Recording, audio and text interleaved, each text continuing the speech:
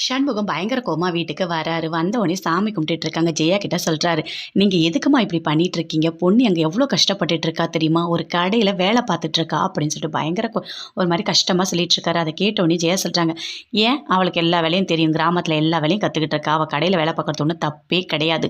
அவ சமைச்சு சாப்பிடுறா. என்ன பண்ண சொல்றா?" அப்படின்னு சொல்லிட்டு ஜெயா சொல்றாங்க. "அவளுக்கு நான் குடுத்த தண்டனை கரெக்ட் தான். வீடு ஃபுல்லா கேஸ் ஆயிடுச்சு. ஏதாவது ஆயிருந்தா என்ன ஆகுறது? அதனால தான் நான் தண்டனை குடுத்தேன்" அப்படின்னு சொல்லிட்டு ஜெயா சொல்றாங்க. எல்லாருமே இருக்காங்க ஹால்ல. சரி வாங்க சாப்பிடலான்னு சொல்லிட்டு கூப்பிடுறாங்க. அப்படியே மூர்த்தி வராரு. "என்ன மீன் குழம்பு வாசனை வருது? மீன் குழம்பா?" அப்படின்னு சொல்லிட்டு டைனிங் டேபிள்ல எல்லாத்தையும் எடுத்து பார்க்குறாரு. அங்கேருந்து சண்முகம் வராரு. "மீன் குழம்பு போல இருக்கு" அப்படின்னு சொல்லிட்டு உஷாவும் வராங்க.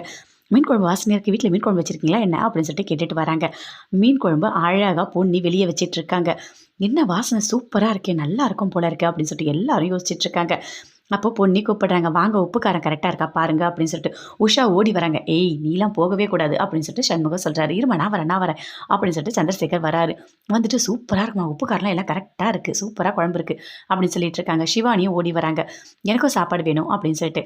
2 பேருமே இங்கேயே சாப்பிடுறாங்க. சந்திரசேகரும் இங்கே தான் சாப்பிடுறாரு. சிவானி பாப்பாவும் இங்கே தான் சாப்பிடுறாங்க. மீதி எல்லாருமே அங்க சாப்பிட்டுட்டு இருக்காங்க. அப்ப அப்படியே திரும்பி திரும்பி பார்க்குறாங்க. உஷா, "ஐயோ! குழம்பு நல்லா இருக்கும் போல இருக்கே! எல்லாரும் சாப்பிடுறாங்களே! நமக்கு மட்டும் கிடைக்கலையே! இங்க வரகு அரிசி சாப்பாடு. ஐயோ கடவுளே! இத சாப்பிடுறதுக்கு எங்கேயாவது சும்மா இருக்கலாம்." அப்படின்னு சொல்லிட்டு சண்முகம் யோசிக்கிறாரு. "வாயில ஜொல்லு ஊத்துது பார்த்துக்கோ" அப்படின்னு சொல்லிட்டு உஷாவ சொல்றாரு. "என்னங்க நான் அதெல்லாம் ஒண்ணும் இல்ல. நான் சும்மா தான் பண்ணிட்டு இருக்கேன். நான் சாப்பிடுறேன்" அப்படின்னு சொல்றாங்க. மூர்த்தியும் அப்படியே பார்த்துட்டே இருக்காரு. "என்ன எல்லாரும் அங்கேயே பார்த்துட்டு இருக்கீங்க? ஒழுங்கா தட்ட பார்த்து சாப்பிடுங்க" அப்படின்னு சொல்லிட்டு ஜெயா பயங்கர கோவமா சொல்றாங்க. ரசிச்சு, ருசிச்சு சூப்பரா சாப்பிட்டுட்டு இருக்காரு சந்திரசேகர்.